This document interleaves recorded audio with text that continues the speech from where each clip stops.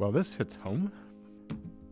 But this is precisely why it's vital that we connect in these communities. First art, as I discovered, it completely breaks me. This is a breathtaking piece of art. Full confession, I'm looking at this stuff and immediately I think to myself, okay, well, that's unachievable. The visual result looks to me like an obsession. The act of holding the blade is communication. This is where I'm at. You see me. I am desperate. I need help. MiniWarGamer Dave here from MiniWarGamer.com, and in this video, I will dive into the Instagram account of Erkka Marttio.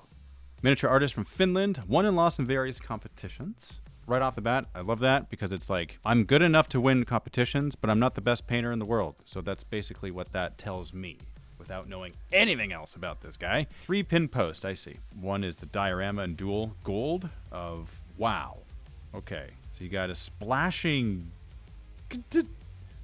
Let me just understand what I'm watching. You got a space wolf there, battling, like mid-air, crashing into the water, some sort of Xenos. To me, the bugs are like, whether you're a termagant, or you're a lictor, or you're a hive tyrant, it's all the same. They're all bugs. Hot damn, that's a lot of engagement for this. Just looking at that right off the bat, and then, okay, here's a reel now. The other pinned post. Is that a winged hive tyrant? On its back, splashing in the water. See, now that's just cool. You know, maybe I would actually learn what it was if I looked at the hashtags. Nope, that doesn't tell me. Too overwhelmed to explain much of the process right now. Dude, I get it. I can only imagine how long this took. But I'll do it when I get home and have time to take some proper close-up show.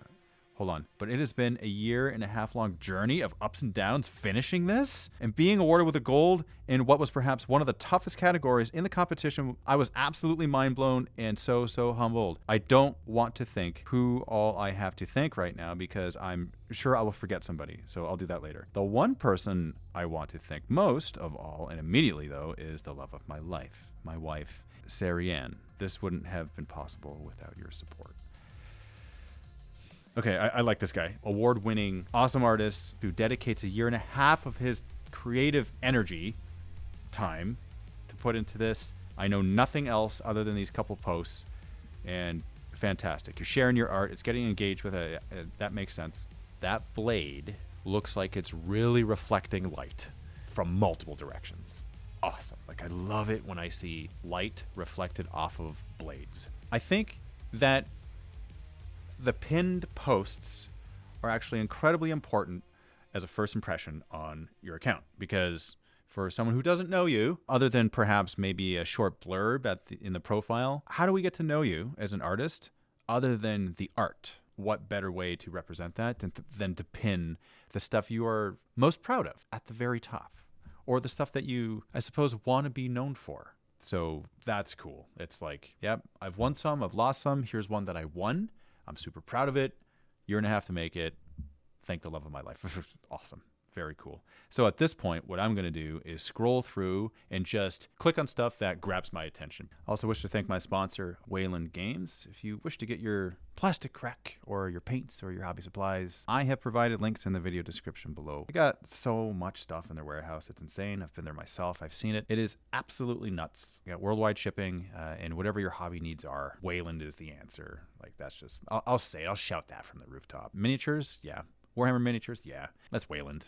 Heck, miniatures fill in blank, get them at Wayland. You can save up to 20% on Warhammer miniatures specifically if you're in the EK or EU. And that's it. So without further ado, let's dive right in. I'm looking at the painted minis, and I can clearly see that you are an incredibly talented artist. Like, obviously, like, this is like insane. Like, I'm full confession, I'm looking at this stuff and immediately I think to myself, okay, well, that's unachievable, because the visual result looks to me like an obsession. I love the water. I love the contrast with the water. Like, it tells a story. Like, dioramas always tell a story. Like, it's like, where is he? What's he doing?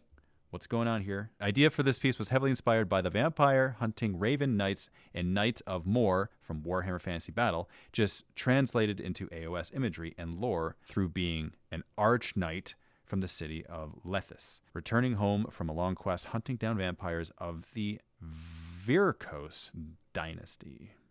That's so good that it's like, hot damn, wow. I'm looking at this and I'm thinking, okay, how many years did it take to get to here? It is a work of art that I'm looking at right now. And again, to achieve this, it takes years of practice, and skill, hobby time, trial and error, losing some, winning some. And so that's what we're seeing. All right, this stands out to me. What's going on here? Okay, we got fingers. We got, what's going on here? Perhaps my favorite close-up of the piece I did for World Model Expo. Thorbjorn Barone titled the piece The Last Stand, but in my mind, I actually named the version I painted as Please. Many people ask me if I'm going to paint any blood on the razor blade, but I wanted to instead try to capture the feeling of desperation and the feeling of helplessness that comes with depression.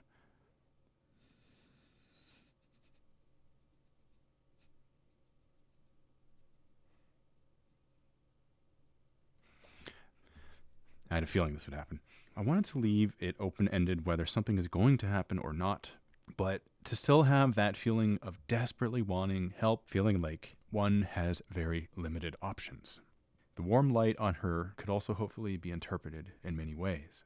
The title, Please, also feels more powerful to me just due to the fact that there is no word for please in Finnish. And while we tend to often be ranked as the happiest country in the world, there are a lot of people quietly struggling with mental health issues such as depression, anxiety, and many more here. Due to personal experiences, this piece spoke to me immediately when I saw the sculpt by Thorbjorn Barone, and I'm honored to have had the chance to do my interpretation of it.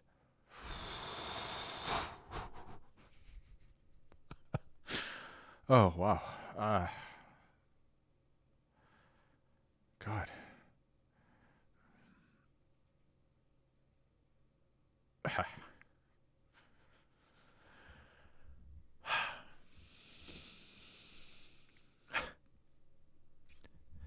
Well, this hits home. Okay, well, we're going there. That's the whole purpose of this series and of this video, is to discover artists and to be moved by their art.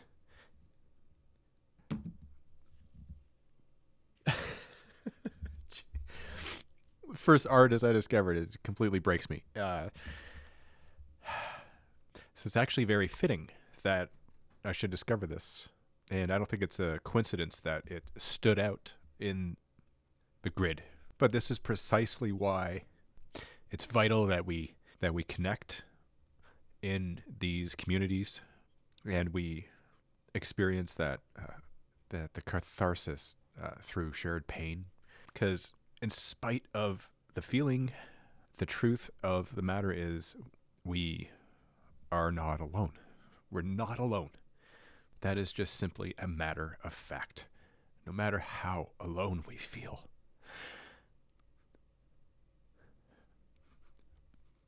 This is a breathtaking piece of art.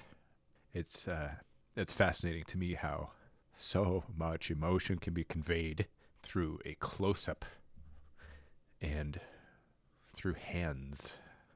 Wow, that quiet feeling of desperation. It feels like whoever this person is, they're alone in the darkness. And yet, ironically, the light is shining right on them, and everyone can see what's happening. Heck, everyone can see what's happening through just a still frame of this image, which in my mind has an insane amount of movement. And by that I mean it is like, look what it's doing to me. Like, this is nuts. It's absolutely nuts. Whew. Which again doesn't surprise me why or how the emotion's able to just come through, just bleed through the screen here. Okay, so my interpretation of this painting is that there's hope. That's a belief that I maintain, and I can't help but be brought back to that scene in Shawshank Redemption where Red and Andy, they're talking at the table in the cafeteria and they're talking about hope, and Red, the pessimist, right? He's like, hope, drive a man insane. Whereas Andy is the optimist. He's the hopeful one. He's the one that is driven to action because of his hope. It is actually in that moment so repulsive to Red that he can't hear another word, even though they're best friends, right? They fundamentally disagree on this one. When you think about it, is at its core, you either have hope or you don't. And to operate without hope, it has been my experience that it is actually quite a scary place to operate from.